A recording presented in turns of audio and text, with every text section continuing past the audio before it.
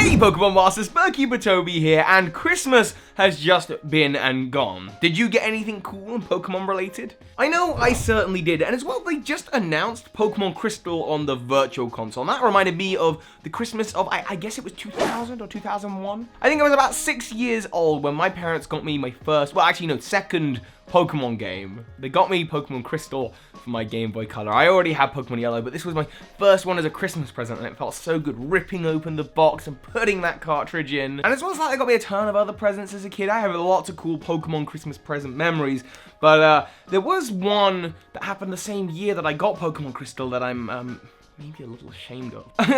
Okay, so the thing is, I know we're starting a whole new phase of the channel, and you're gonna leave me. I am a filthy, filthy hacker. I'm so impure. Yes, you heard right, and I'm saying it now. I am ashamed, but I am a dirty, dirty hacker. By this, of course, I mean to say that when I was a kid, I was about 6 years old, my mum and dad bought me, the way that we used to do presents, they used to give me, we have a shop here in the UK called Argos, they used to give me the Argos catalogue and tell us to just circle stuff we wanted. And I don't know, I don't even know how I knew what it was, but I circled this thing called the Exploder Light Cheat Pack. A little cheat pack that, you know, it had cheats for every game, but realistically everyone was only really using it for Pokemon. And it had cheat codes in it for Pokemon Red, Blue, Yellow, Gold, Silver, and Crystal. Interestingly though, my copy of Pokemon Yellow was Spanish, so I don't think it worked with my Pokemon Yellow. I remember briefly using it on a friend's copy of Pokemon Red, and they got a level 160 something Venusaur, but then you leveled it up one level and it went back down to level 100. It was a whole weird thing. Anyway, but the game that it did work with was my copy of Pokemon Crystal. And before I started my first adventure on Pokemon Crystal, where I got a Totodile, which is exactly what I'll be doing when I stream the game here on the channel, the Virtual Console copy I mean, I got a Totodile as my starter, and I really wanted to, like, play around with it and make it as strong as possible. Now, the way hacking worked back then, you popped in the cheat pack into the back here where you'd normally put the game, and then you, like, put the game into the cheat pack, and there was a whole connecting thing. So I popped this bad boy in, not this one, this is a new one that I got since. Pop that bad boy in, and I was delighted to see so many options. Get yourself an unlimited amount of Master Balls of rare candies. What's this? We can encounter Celebi and Mew. By the way, the Pokemon Crystal coming out on Virtual Console has a Celebi in it. You can get a Game Boy coded Celebi. That's really cool. Interestingly enough, outside of Japan, I think there was only one event here in the UK at least where you could get a legitimate Game Boy Mew. And I was invited by the Pokemon guys to go and take part in it, which was really fun. So I have a legit Game Boy Mew. Of course, they're probably not going to want to invite me now that they know that I am the horrible truth that I am just an evil, horrible hacker. But I'll admit it, I had a whale of a time. I'm discovering all of these new Generation 2 Pokemon. I didn't really get that much time with Gold and Silver. And I'm playing this game, and I'm getting myself lots of shiny Pokemon, because of course, turn on a button for that. Anyway, I was hacking in these shiny Pokemon left, right, and center.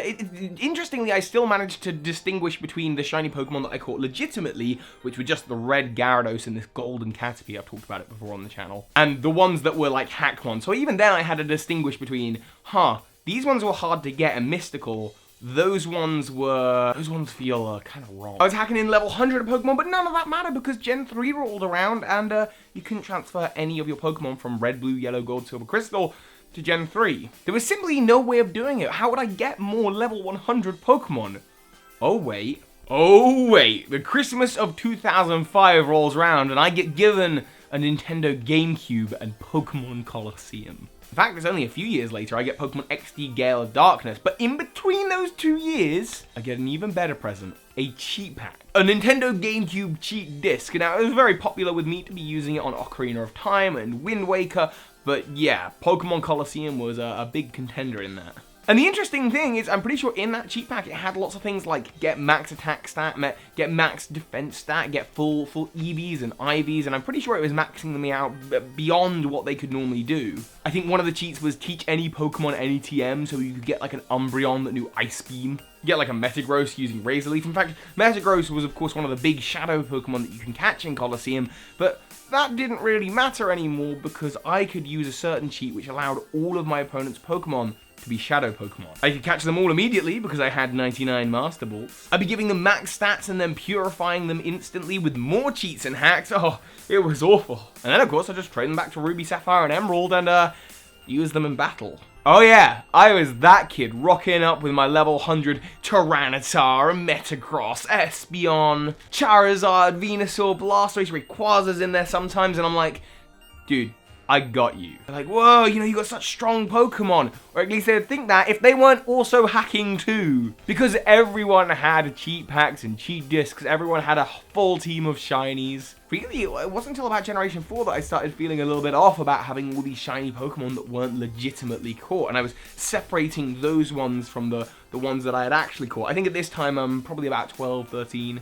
But Generation 4, you know, I'm still hacking for a little bit, taking on those in-game events like the Shaman and Darkrai and Arceus event, because they didn't get released over here. Well, Shaman and Darkrai did. The Arceus one, it just didn't get released. And at this point, I'm sort of at the age where my brain is sort of switching on a little bit, and you meet a kid at school and they're like, well, I've got a level 100 legitimate shiny Arceus, and you're sort of like, yeah, that's not true! That's impossible! You're like, come on, and then people get into fighting tantrums over whether, no, my Pokemon really is legitimate. And it's like, why are you lying? So I know what you're all thinking, you know, Toby, we've all had experiences of being young and hacking Pokemon. It's fine, you know? Okay, first of all, no, it's not. Hacking Pokemon is morally wrong in all circumstances. There is no gray area. It's the worst thing a human can do. For those of you who really didn't get that, that was sarcasm. And I know you're thinking, well, Toby, when was the last offense? When was the last time you hacked? That was just a few months ago. It was just a few months ago. I was working on a video with the guys over at The Leaderboard, a wonderful channel that I'm hoping to work with more in the upcoming year. And we were doing a Pokemon theory where we were trying to determine Pikachu's level.